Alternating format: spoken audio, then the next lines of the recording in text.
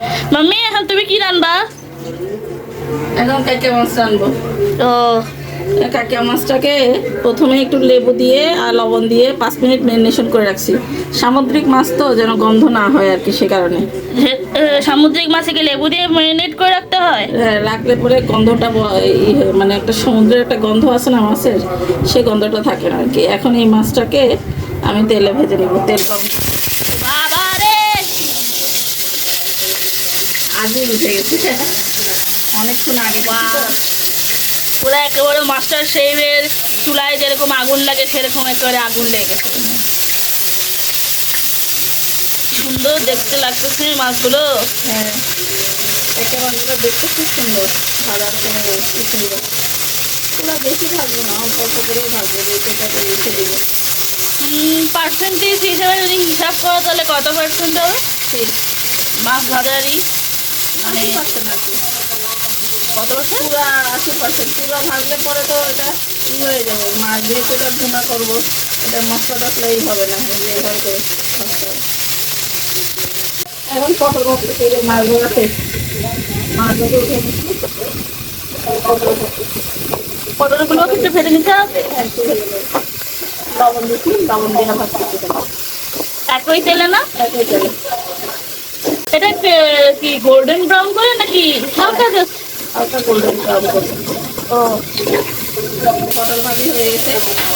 এই যে এতটুকু লাল লাল করে ভাজলেই হবে, যেহেতু এটা দিয়ে আমি আমার তরকারি রান্না করবো। ঠিক আছে, এখন কি এগুলো উঠায় রাখবো মাম্মা? এখন উঠে রাখবো।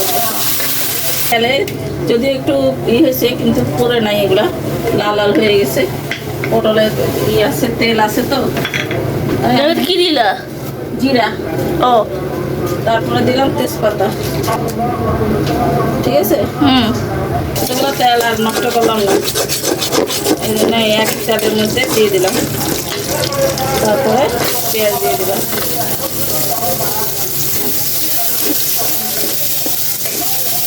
পেঁয়াজটা একটু লাল লাল হয়ে গেছে না?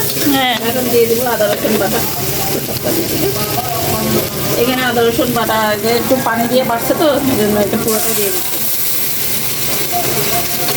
আদা আর রসুন একসাথে বাটা।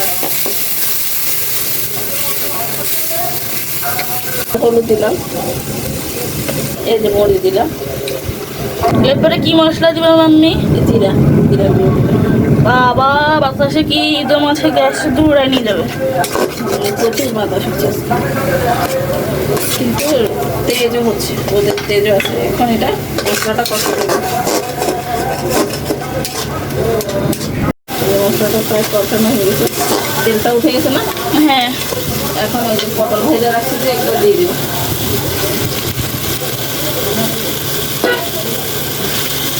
টক শাকটা কখন দিবা? সবার শেষে? পটলটা কষাই নেওয়ার পর দিবা না? হ্যাঁ, এখন টক শাকটা দিয়ে দিব। এই টক শাকটা দিয়ে দিচ্ছি। এখন টক শাক উঠছে, এটা ভালো লাগবে আর কি, তরকারিটা টক টক ভালো লাগে।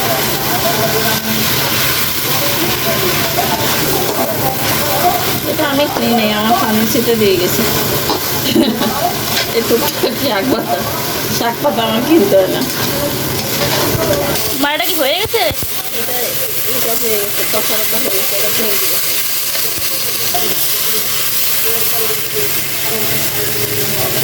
এবার ঝোলটা দিয়ে দিয়ে, এখন ঝোলটা একটু উঠলে মাছগুলো দিয়ে দিই। আচ্ছা। হয়ে গেছে, মাছগুলো দিয়ে দিচ্ছি। আছে মাছের তেলটাকে একটু দিই, একদম মাখা মাখা হয়ে যাবে। তো মাখা মাখা লাগবে আর কি। একটু লবণ চেখে দেখি। আহা হা, কি যে টক পাতার যে গন্ধটা আসতেছে সুন্দর। আপনারা যদি এখানে থাকতেন তাহলে আপনারাও এই গন্ধটা পাইতেন। খুব সুন্দর একটা গন্ধ আসতেছে টক পাতার, তাই না মাম্মি? লবণটা চেখে দেখি। হয়েছে লবণ? ও আরেকটু লাগবে।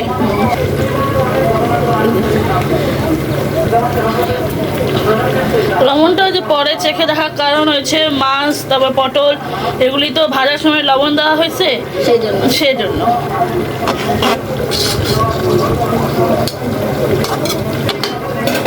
সুন্দর দেখতে না। হুম, এবার এটাকে একটা ঢাকনা দিয়ে ঢেকে দেবো।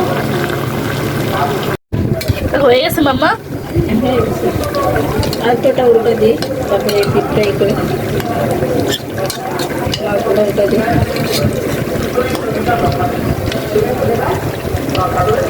কিসের জন্য কি আর রান্না করা যাচ্ছে?